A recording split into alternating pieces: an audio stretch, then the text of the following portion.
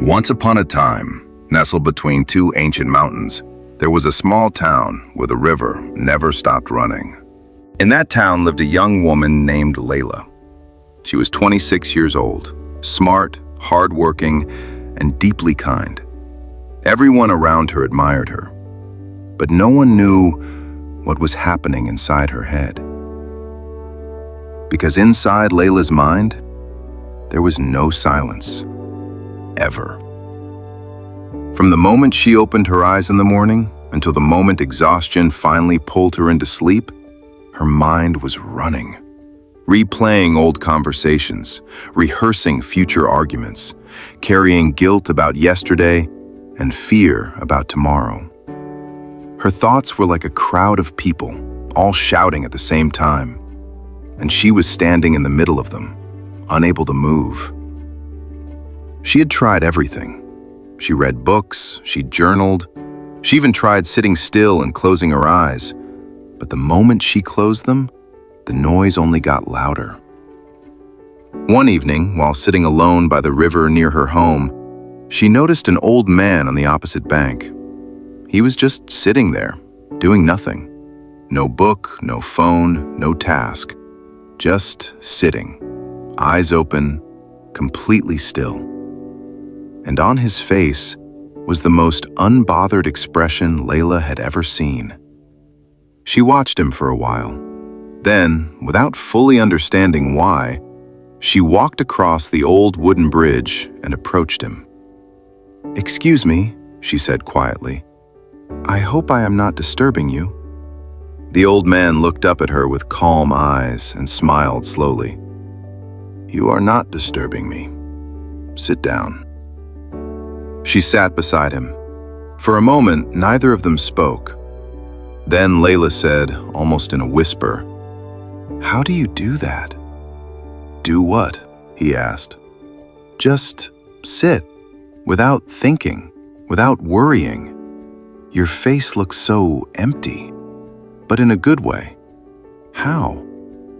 The old man chuckled softly.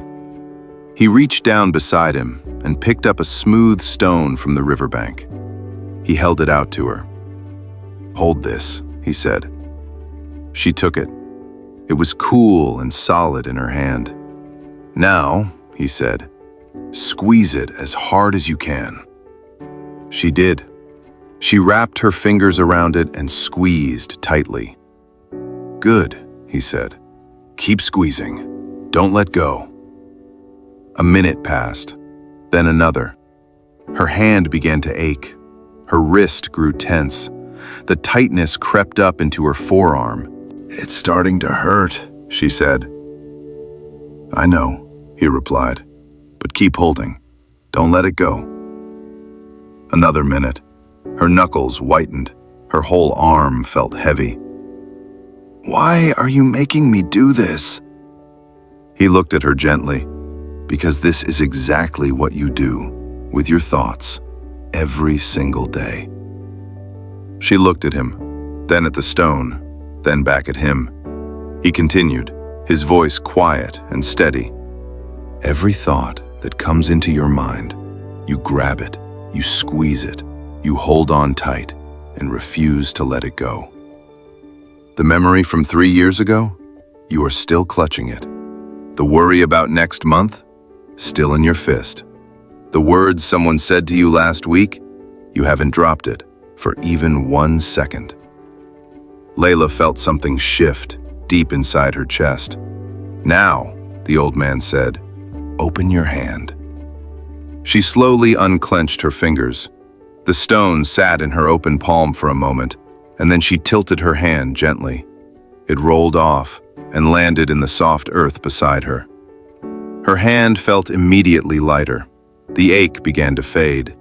She breathed without even realizing she was breathing. "That," he said, "is what an empty mind feels like." He placed another small stone gently on her open palm. "Thoughts will always come. That is not the problem.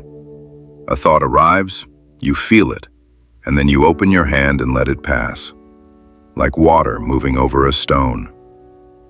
The river does not stop for any single stone. It flows around it, past it, and moves on. Layla stared at her open hand. The cool evening air moved slowly across her fingers. "But what if the thought is important?" she asked. "What if I let go and I forget something I need to remember?" The old man smiled. "What truly matters always returns. You do not need to strangle it to keep it. Only the things that don't serve you need force to stay." They sat in silence for a while after that. The river moved past them. The sky deepened into orange and purple. And for the first time in years, Layla's mind was not somewhere else. It was right there, beside the river, in the cooling air, in the moment that was actually happening. Not yesterday, not tomorrow, just now. When she finally stood to leave, she turned to the old man and asked, "Does it get easier, the letting go?" He nodded slowly. "It becomes natural, like breathing. You don't think about breathing, do you? You just breathe. One day, you will release thoughts the same way, naturally, without effort."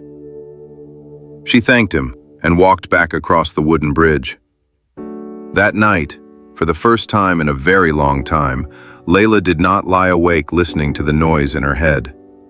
When a thought came, she noticed it, she felt it, and then she opened her hand and let it go. She did not become a different person, but she became a freer one, because an empty mind is not a mind with nothing in it. An empty mind is a mind that holds on to nothing. It receives everything, clings to nothing, and stays open, always, to this one moment. The only moment that ever truly exists. If this story touched something in you, share it with someone who needs a little quiet today. And if you want more stories that speak to the mind and the heart, subscribe and stay with us. Until next time, breathe, release, and trust the river. And before you go, drop one word in the comments. Just one word, describing how you feel right now. Not yesterday, not tomorrow, right now. Until next time, breathe, release, and let it go.